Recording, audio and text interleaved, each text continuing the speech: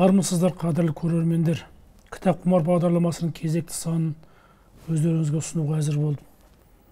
Жалпы кітап құмар бағдарламасында жаңадан шыққан кітаптар немесе халықтың ынта ықыласына бөленген бұрынғы соңды шыққан кітаптарды өздеріңізбен таныстырып, ой бөлісетінін білесіздер. Бүгінгі кітабымыз, бүгінгі бағдарламаға арқау болған кітап «От пен су» деп аталады. Бұл енді сиясы кеппегендегі болады. Енді бүгінгі студиямыздың қонағы осы кітаптың авторы Иманғазы Нұрахметұлы ағамыз. Қош келдіңіз. Қош көрдік. Иманғазы Нұрахметұлы бұл кісі ақын, жазушы, аудармашы, мынау сирек маман деуге де болады. Шағатай тілінен Қожа Ахмет Яссауидің хикметтерін аударған филология ғылымдарының кандидаты, үлкен зиялы адамдардың бірі. Енді осы Иманғазы аға «От пен су» романын оқыдық. «От пен су» романы, жалпы бұл роман сіздің үлкен шығармаңыздың бірінші кітап екен. Ең бірінші осы сұрақтан бастайықшы. Осы екінші кітабын дайын ба, жоқ әлде болашақта жазасыз ба? Енді бұл өзі 4 кітаптан тұрады деп жоспарлағам. Сол 4-еуі де қатар жазылып келді. Екінші кітабы да, үшінші кітабы да, төртінші кітабы да бір 50-60% мөлшерінде дайын. Енді үстінен бір қарап баспаға ұсынуға болатын деңгейде, бірақ толық қазір бере қоятындай емес. Жақсы, енді мынау бұл «От пен су» көлемі де үлкен. Бірінші кітаптың өзі осындай болғанда, алла жазса, енді амандық болса келесі томдардың өзі де оңай болмайтын шығар, салмағы да. Жалпы «От пен су» романына не арқау болған дегенде, жалпы тарихтан білеміз, Ғұн империясы болды. Мөде Қаған, Түменнің баласы. Оның бұлай тілде Шануи деп атады ғой, басшыларын. 2230 жыл толады биыл осы Мөде Қағанның осы Ғұн империясына. Орта Азиядағы Монғолиядан бастап Дунайға дейінгі үлкен жерді иеленген осы Ғұн империясының жұртындағы қазір көптеген мемлекеттер осы датаны биыл атап өтетін шығар деп ойлаймыз. Біздің Қазақстан да осыдан шет қалмайтын шығар деп ойлаймын. Енді осы кітаптың сіз басында айтыпсыз, осы мына Ғұн империясының 2230 жылдығына және де Қазақстан Республика тәуелсіздігінің 30 жылдығына арнаймын деп, жаңа осы үлкен бір сый болған екен. Бұл құтты болсын. Енді жалпы осы кітаптың ішкі иірімдеріне қарай түсейік. Біз енді қазақ оқырмандарына бұны бірден түсініп кетуде кейде оңай болмауы мүмкін. Өйткені 2230 жыл бұрынғы тарихты тірілту, оны бүгінгі оқырманның көз алдына ой жүйесін әкеп ұсыну оңай болмаған шығар. Енді сұрағымызға көшейік. Жалпы осы романда кейіпкерлердің діни танымы тұтастай тәңіршілдікке құрылған екен аға. Ырық бітік туралы да айтылады арасында. Осы сіздіңше тәңіршілдік толық дін бе, әлде салт дәстүрлік сипат па? Тәңіршілдік дін бе, жоқ, жай ғана жалаң сенім бе? Бұған жауап беру үшін біріншіден үлкен дін танушы ғалым маман болу керек деп ойлаймын. Екіншіден, мұндай сұраққа жауап беру үшін үлкен тұлға болу керек. Менің деңгейімде бұл сұраққа жауап бере алмайтын шығармын. Жалпы менің ойлағанымда адамзат жаратушыны, Алланы тану жолын ұзақ уақыт ізденді. Мысалы, ислам діні, христиан діні, католик діні, будда діні, тәңіршілдік. Соның ең алғашқы басталған діндердің бірі, сенімдердің бірі осы тәңіршілдік. Тәңіршілдікті қазір дінтанушылар ресми түрде дін деп қабылдамайды, тәңірлік сенім деп қабылдайды. Бұған түрлі себептер бар. Ең алдыменен тәңір дінінің барлық салт жоралары бізге толық жетпеген, өзгеріп кеткен. Басқа діндерге араласып кеткен. Оның кейін тәңір дінінің кітабы жоқ. Сондықтан дұғаларын ұмытқанбыз. Сол себепті оны дін деп айтатындай дерек қолға түспегендіктен болу керек. Мынау Рим папасының кітапханасында Тәңір дінінің бір дана кітабы бар деген дерек бар, бірақ әзірге шейін оған қол жеткізген адам жоқ. Осы тұрғыдан келгенде тәңіршілдікті сенім деп айтып жүрміз. Екінші бір жағынан қарағанда, мынау адамзат ең алғашында Алла туралы ойлаған жоқ, жаратушы туралы ойлаған жоқ, өзіне пайда келтіретін заттарға табынды. Отқа табынды, күнге табынды, сондай табынулар болды. Тәңір дінінде де осы күнді құрметтеу, отты құрметтеу, жерді құрметтеу құндылықтары бар. Осыған қарап біз Тәңір дініндегілер отқа табынады, шаманизм күнге табынады деп қараймыз. Бұл бұлай емес, негізінде Тәңір дінінде осы қасиетті заттардың бәрін құрметтеу бар, бірақ оның ар жағында оның иесі бар деп білген. Демек, жаратушы Алланың бар екенін білген. Анау Күлтегін жазуында да айтады ғой. Төменде қара жер, жоғарыда көк аспан жаралғанда дейді. Оның ортасында Тәңір адам баласын жаратқан, адам баласының үстіне әкем буымын қапқанды, естемей қалғанды отырғызған дейді. Және сонда айтады, Тәңір тек Тәңір жаратқан дейді. Бұл Тәңір тек Тәңір дегеніміз жалғыз Тәңір жаратқан деген сөз. Демек, тәңіршілдер Тәңірдің бір екенін білген, жаратушының бар екенін білген, және оны көкте деп білген. Осы тұрғынан келгенде, Тәңірлік дінде, мысалы, қазіргі дәстүрлі діндердің бәрінің сәйкес келетін, діндермен сәйкес келетін құндылықтар бар. Тәңір дінде о дүние туралы ұғым болды, бірақ ұжымақ деп айтқан жоқ. Адамның жаны еркіндікте болады, немесе еркіндікте болмайды деп қарады. Тәңір дінінде күнә туралы ұғым болды. Бірақ күнә деп айтқан жоқ, әрине біз ислам дінінде күнә дейміз.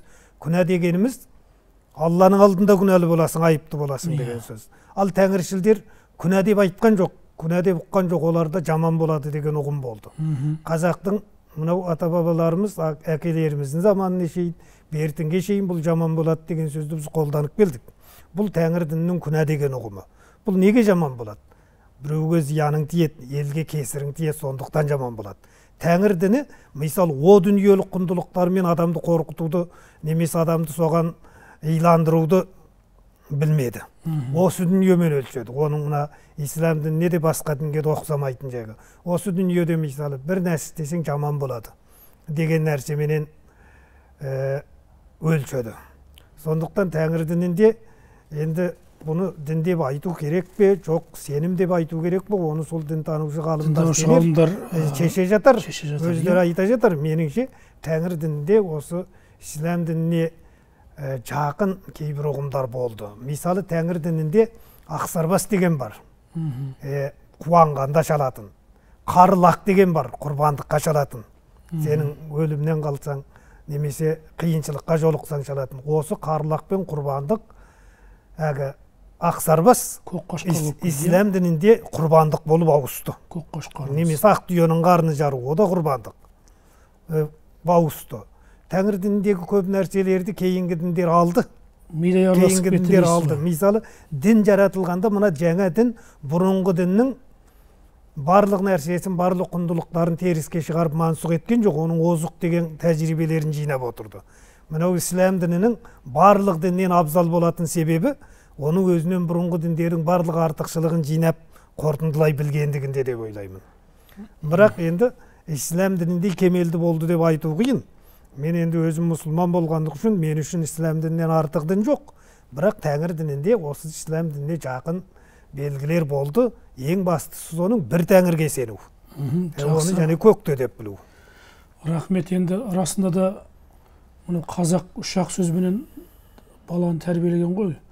Ұят болады, жаман болады, обал болады деген сияқты. Бұл обал менен ұят меніңше осы дүниенікі де, жаман болады, жаңа өзіңіз айтқандай, ана дүниенікі сияқты.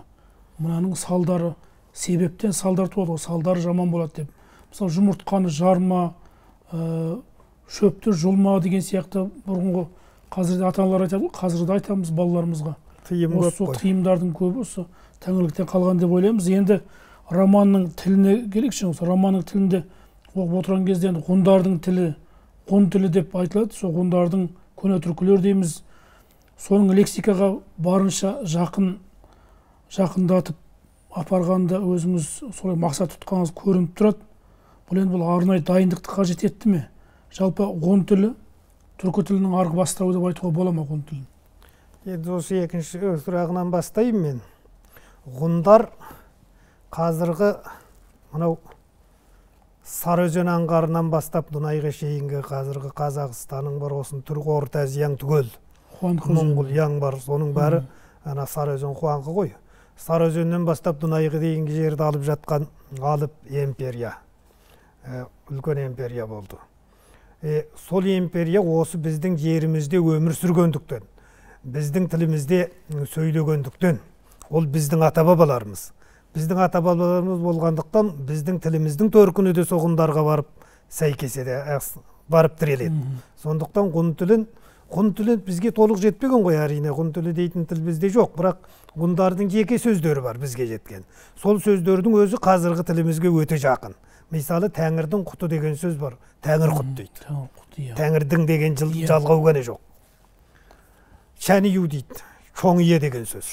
Шоңие деген сөз. Алшы дейді. Алшы деген сөз мынау бір алқызыл гүлге байланысты айтылған екен. Содан мынау әйелдер еріне жағатын, бетіне жағатын ұпадалап жасаған. Сондықтан анан алшы деп атағанда, әйелдерді соның символына сүйіктім деген сөзді алшы деп атаған. Мысалы, доңызды лағызын дейді. Осындай санаулы сөздер бар. Осы сөздердің өзі жылқыны жоныт дейді. Мысалы, жоныт деген сөз қазақта бүгінде бір жоныттай семіріп алған деген сөз шамалы ғана өзгеріскен келді. Алғызыл дейміз, орыстар алы дейді. Алғызыл дейміз. Сол осындай ғұндардың осы сөздерге қарағанда ғұндар қайткенде де бүгінгі түріктердің тіліне жақын тілде сөйлеген.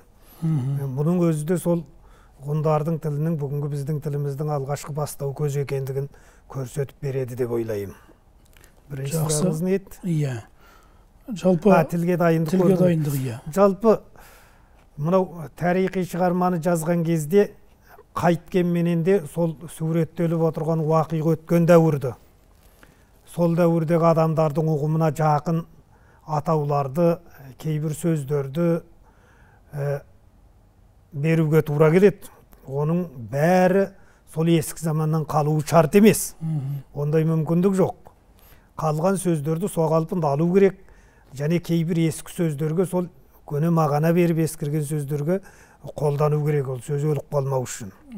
Осы жағынан алғанда бұл романды жазуға ескі сөздерді біраз жинадым, дайындалдым.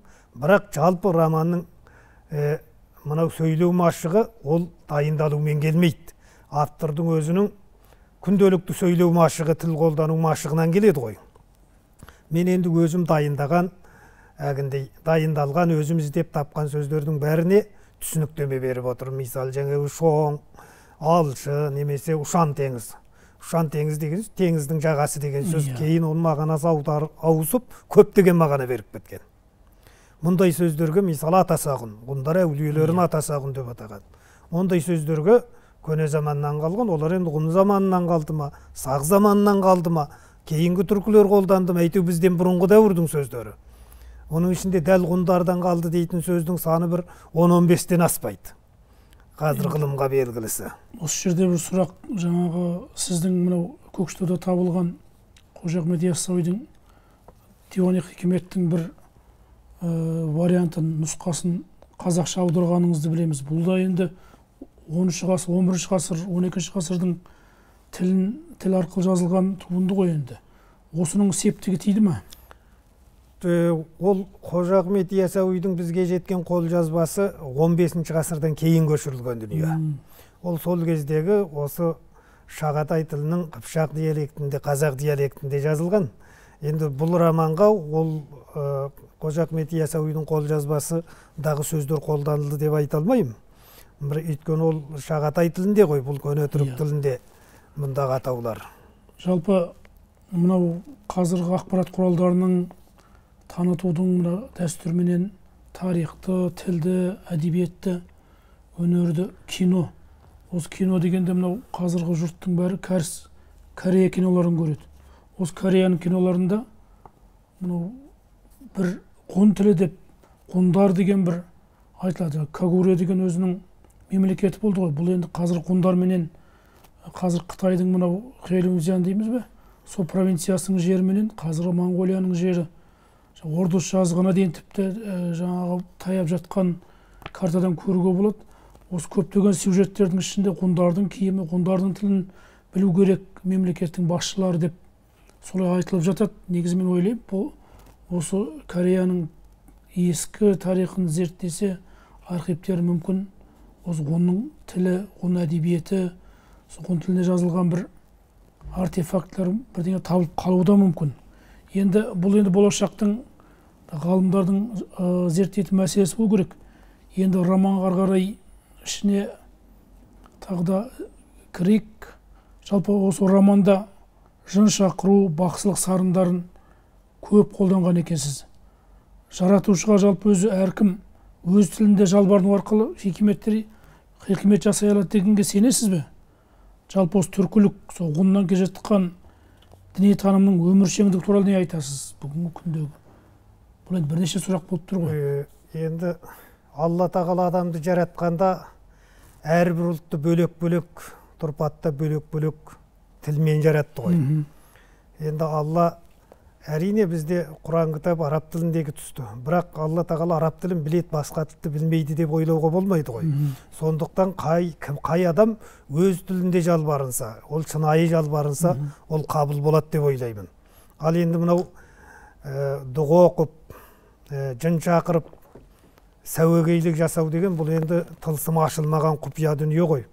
Ол бір жағынан қарағанда адамдардың психологиясына әсер ету арқылы жасалатын болуы да мүмкін. Көп адам солай қарайды. Ал кейде адам жоқ жерде де жасалып жатқанын байқаймыз, естиміз. Демек ол адам жан арқылы басқа біреуге, мысалы магнит өрісі, электр өрісі секілді бір сигналдар жіберіп арқылы да жасалуы мүмкін. Бұл енді өте күрделі нәрсе. Оны енді осы жан танитын мамандар болмаса, оны біз біле бермейміз. Бірақ ата бабамыз қолданған ондай нәрселерді сәуегейлікте болған, жын шақыруда болған, бақсылардың соңғы буындарын, соңғы тұяқтарын өзіміз көрдік те жын шақырған. Өзіміз көргеннен кейін, өзіміз естіген нәрсе болғаннан кейін, сол бір о да бір этнография ғой, ұмытылып қалмаса. Енді біздің заманымызға келсе, бізден бұрынғы заманда ол күшті болмаса әлсіз болған жоқ деген ойменен енді көп деп айта алмаймын. Біраз кіргіздіңіз, иә? Бір-екі жеріне кіргіздім. Оны бір үлкен жаңалық бір жақтан тауып әкелгем жоқ, ол бұрын ел арасында айтылып жүрген сөз, кітаптарда жазылған сол нәрселер ғой енді. Иә. Енді осы кітаптың ішінде көптеген осы біздің қазақтың қазіргі күнде жаңа бір сұрақ айттым ғой, тәңіршілдігінің өміршеңдігі туралы деп. Мен мына романда өзім ешбір кейіпкерге жақыншылық танытпауға тырыстым. Менің ойымша, әдеби шығарманың авторы бір кейіпкеріне жақтас болып алса, онда ол кітап дұрыс кітап болып шықпайды. Ешбір кейіпкерге жақтас болғым келмеді. Қазір мысалы кейбір кейіпкерлер жақсы жағынан көрініп жатқан болуы мүмкін. Екінші кітапта, үшінші кітапта ол кейіпкерлерінің осал тұсы да көрінуі мүмкін. Қазіргі мынаның ішінде сүйкімсіздеу көрініп жатқан кейіпкерлер кейінгі кітаптарда мықты болып кетуде, жақсы адамға айналып кетуде мүмкін. Сол секілді ешбір дінге, ешбір сенімге артықшылық бергім келмейді. Өйткені тәңіршілдік діні болсын, мұсылман діні болсын, христиан діні болсын, бәрі де бір жаратушыны тану жөніндегі адамзаттың өзінің тәжірибесі. Оған баға беріп, анасы жақсы ет, мынасы нашар ет деуге біздің бірден мүмкіндігіміз жоқ. Екіншіден оған құқымыз жоқ. Сондықтан тәңіршілдік діннің абзалдығы туралы мен ойланған емеспін. Бірақ өзім қалай білдім, қолыма материал қалай жиналды, сол бетінше жазып шықтым. Мүмкін кейбір нәрселер бір адамдар ұнауы мүмкін, кейбір жақсы жақтары көрінген болуы мүмкін. Бірақ өзім мақсаты түрде тәңірлік дінді артықшылығын айтайын деген мақсатым болған жоқ. Өйткені мен өзім дәстүрлі мұсылманмын. Мұсылман діні мен үшін ең абзал дін. Ол тарихи тұрғыдан қарасаңыз да, рухани тұрғыдан қарасаңыз да мұсылман діні ең абзал дін. Өйткені бұл діндердің ең соңғысы, өзінен бұрынғы діннің барлық артықшылығын бойына жинаған. Сондықтан да бұл мұсылмандыны мен ешбірдің теңеседі деп ойламаймын. Әрине енді діни сенім әрбір адамның өзінің назайыр мемлекетте өзінің құқығы. Романда да бұны жаңағы енді тәңірлікке артықшылық берген байқағанымыз жоқ. 12 ғасыр бойындағы мынау гуманистік біздің түркі даласындағы ұғымдардың бәрі қазір қалай болғанда ислам дінімен астасып жатыр ғой. Өзіңіз де айттыңыз, жаңа түркінің бұрынғы наным сенімменен бәрі тұтасып кеткен деп. Жалпы осы жерде бір анау менің атым Қожа еске түседі. Киносында да шығармасында айтады ғой, адамдар бала кезінде бір ат өзі тікелей атын қоймайды екен де бір ат таңдатады деп. Сіздің осы шығарманың ішінде мөдеге 14 түрлі 7 жағымды, 7 жағымсыз ат таңдатады депсіз. Сосын жаңағы солардың ішінен келеді де өзі Сұрапыл деген атты таңдайды. Осындай дәстүр шынында да болған ба? Көне түркілерде адамға атты 2 рет, кейде 3 рет қоятын дәстүр болған. Бұл бірінші ат сәби аты, сүт аты деп аталады. Ол бала туған кездегі табиғат құбылыстарына, басқа бір сол кезде болып жатқан назар аударатын жайттерге байланысты қойылады. Бұл сәби ат қазірше айтқанда еркелетуге лайықтылау, қолайлылау, жеңіл солай болып қойылатын болған. Ал бала ер жеткеннен кейін оның мінезіне, елге қарап екінші ат қойылатын. Кейде анау жасаған ерлігіне қарап қойылатын.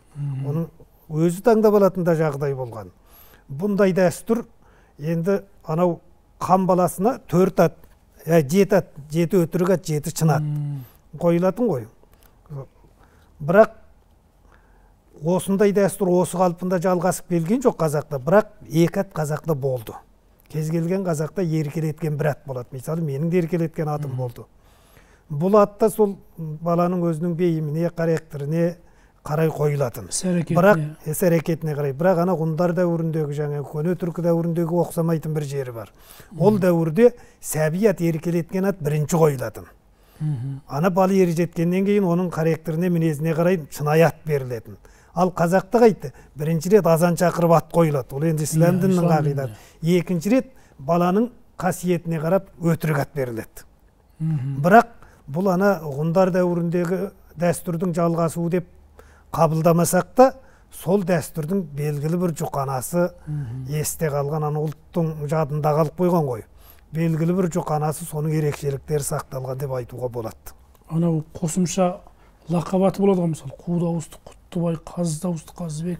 О да солай ғой. Нар дауысты Нарымбай деген ерекшелігіне қарай қойылған деген сол өзгеріп жүрген түрі ғой. Өзгеріп жүрген түрі, иә. Енді осы жерде осы сұрақтарға жалғастырайықшы. Құпия болмаса, енді Сұрапыл қай уақытта мөде болып кетті? Сұрапыл мөде деген Сұрапылдың таққа отырғаннан кейінгі аты. Тәңірқұт, таққа отырғанда алған аты. Тәңірқұты болып, иә. Тәңірқұт деген негізі ғұндардың ұғымында ғұндар баланы Тәңірдің бізге берген құты деп қараған. Енді қазіргі дейін қазақтар құт келді, береке. Иә, оны бала кезде құт келді деп қарайды. Оның кейін баланы Алла берді, Тәңір берді деген сөз қазіргі шейін бар ғой. Сол Тәңір құт деген сөз, сол Тәңірдің құты маған келген деп қараған. Енді жалпы қалай болғанда романды оқып отырған кезде, енді сіз осында келтірген салт жоралғылар, діни рәсімдер біздің қазақы жанымызға жақын екендігін сәтті қиюластырғансыз. Енді бұл расында да жазушылық шеберлік деп айтуға болатын шығар. Осы неге бекер емес болар? Шынында жаныңызға жақын ретінде осы кіріктіре алдыңыз ба? Енді тарихи шығарма қанша тарихи дегенменен бұл көркем дүние. Ал көркем роман ол деректердің жиынтығы емес. Оқиғалардың хронологиясы демес. Бұл жанды процесс. Былайын айтқанда ғұн дәуіріндегі белгілі бір топ адамдардың осы дәуірге көп өмір сүріп жүруі. Мен осы романды жазған кезде, мысалы, мен өзім солармен бірге жүрген секілді өзімді өзім алдай алдым.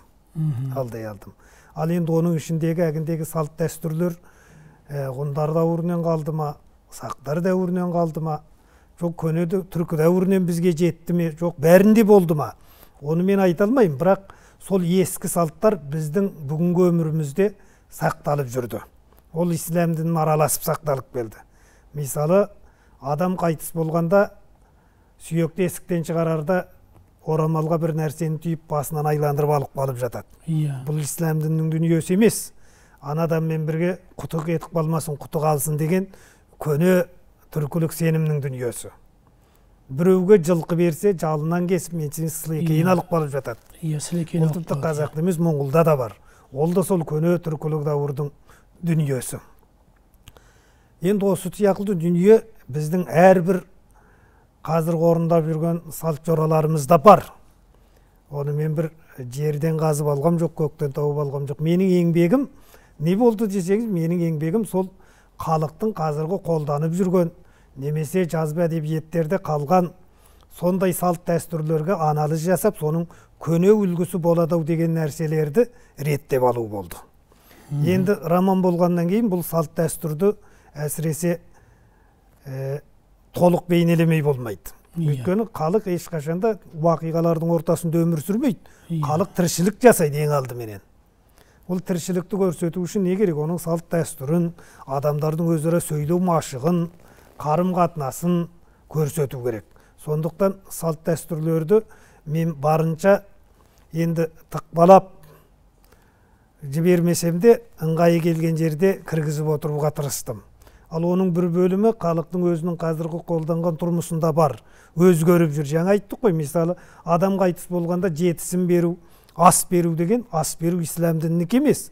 Ас беру көне тәңірлік діндікі. Біз оған екеп Құранды қатым түсіруді қостық. Сонымен екеуі бірігіп жүр. Сол екеуін бөліп алып қарадым. Ал ас беру қазір адамдар істеп жүрген нәрсе. Сондықтан ол оқыған адамға жылы әсер етуі заңды нәрсе. Енді бір бөлім нәрселер бар мұның ішінде. Қазір қолданылмайтын, қолданылса да өте сирек, көп адам білмейтін. Бірақ ол нәрселер меніңше халықтық жадында, халықтық ойында ол сақталған. Осы романды оқығанда, әгер бір адамға ол жылы әсер етіп жатса, ол оның рухани кодында бар деген сөз. Сондықтан ғана. Әгер шынымен оқырманға сондай әсер етіп жатса, мен оған әрине қуанам, ол шындыққа жақындады деп есептеймін. Өте жақсы. Жалпы осындағы географиялық атауларға да бір жаңағы тоқтала кетейікші. Жалпы осында өртөс, сосын өзендердің аттарынан қарасаңыз, осы күнгі бір қазіргі бір қолданыстағы шет мемлекеттерде болсын, қазақ жерінде, Моңғолияда, Қытай жеріндегі бір өзен, көл, жазық таулардың аттары елес беретін сияқты. Сосын жаңағы мемлекет жүздер дегеніміз езылар ма? Осы туралы бір айтып өтсеңіз. Енді мынау бұның ішіндегі жер аттары, әрине жер аттарының көбі ойдан жасалған жоқ қой, көбі жазба деректерден алынған нәрселер. Өртөс, мысалы Ордос, мынау Монғолия мен Қытайдың шекарасында Моңғол жеріне бейім ғой енді. Жатқан Кангурай, мысалы солтүстікте қазір Какаслаялардың жері. Олар кезінде адам атымен аталған жерлер болуы мүмкін.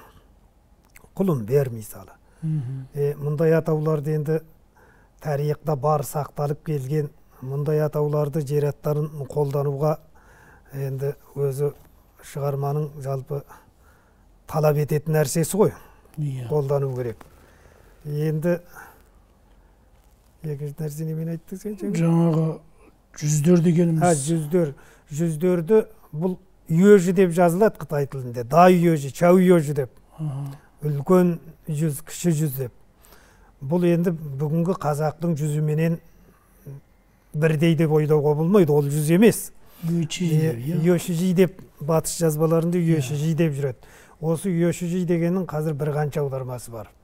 Бұны Қытайда ең алғаш аударған кісі Тұрғын Алмас деген кісі ұлы яушылар деп аударған. Да үйежі дегенде, да деген үлкен деген сөз Қытайда, үйежі деген сөзді ұлы яушылар деп аударған. Нығмет Мыңжани деген ғалым атамыз жүздер деп аударған. Кейінгі кезде бұны тоқарлар деп аударып жүр. Тоқар деп аударып жүр. Руже деп аударып жүр. Енді ол мәселесіне мен бас қатырғам жоқ. Мен қазақ тілінде жазып отырғаннан кейін қазақ тіліне жақын жүздер деген атауды Нығмет Мыңжани ақсақалдың аудармасын пайдаландым. Бұл сол үйежі деген тайпа түрік тілді тайпа болған, ондармен салт дәстүрі, этнографиясы, тілі бәрі жақын деп айтылады. Бұл қай маңайда өмір сүрген қазір? Бұл енді қазір Каси коридорының маңайы ғой.